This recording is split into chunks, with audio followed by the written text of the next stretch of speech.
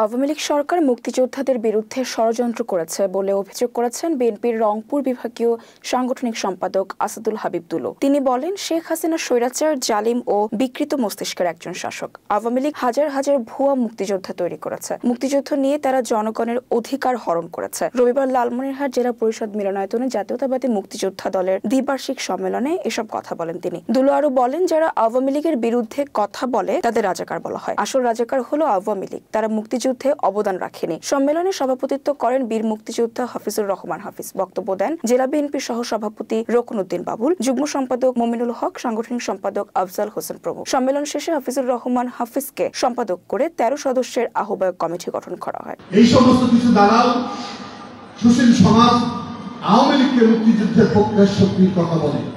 মুক্তিযুদ্ধের শক্তি তো স্পেসিস্ট হতে পারে না। মুক্তিযুদ্ধের শক্তি কোনোদিন গণতন্ত্র হরণ করতে পারে না।